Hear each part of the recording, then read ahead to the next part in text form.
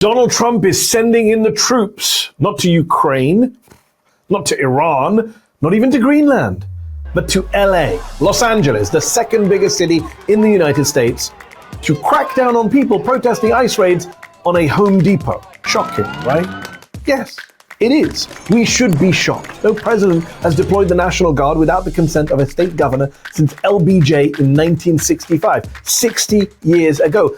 And Trump isn't just targeting LA for military deployment. Well, we're going to have troops everywhere. We're not going to let this happen to our country. We're not going to let our country be torn apart. So be shocked, but don't be surprised.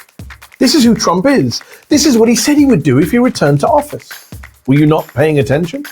Or were you accusing people like me of hyperbole and fear-mongering, of Trump derangement syndrome, when we said he was going to use the military against his domestic political opponents, like the fascist autocrat he's always wanted to be? Did you not hear what Mark Esper, Trump's defense secretary at the end of his first term, revealed to 60 Minutes back in 2022 in reference to the George Floyd protests 2 years earlier? He's going to finally give a direct order to deploy paratroopers into the streets of Washington, D.C., and I'm thinking with weapons and bayonets.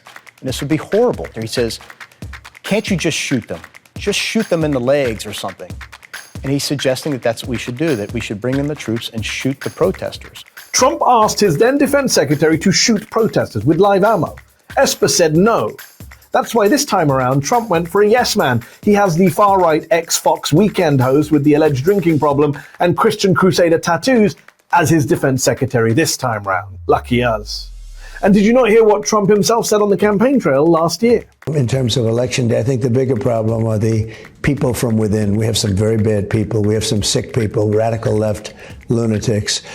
And I think they're and it should be very easily handled by, if necessary, by National Guard, or if really necessary, by the military. The enemy within, the radical left. Maybe we're going to have to use the military on them.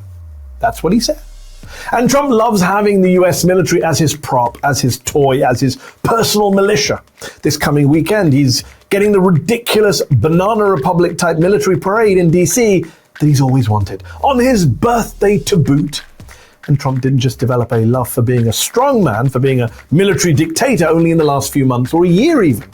Go back to his first term when he told his chief of staff, John Kelly, that he wanted the kind of generals Adolf Hitler had. Or when he praised Kim Jong-un for being a strong leader because when he speaks, quote, his people sit up at attention. I want my people to do the same. I mean, go back even 35 years to just after the Tiananmen Square massacre. Yeah, the Tiananmen Square massacre. Trump was doing an interview with Playboy magazine in 1990, and this is what he said about that massacre. Quote, when the students poured into Tiananmen Square, the Chinese government almost blew it. Then they were vicious. They were horrible, but they put it down with strength. That shows you the power of strength our country is right now perceived as weak.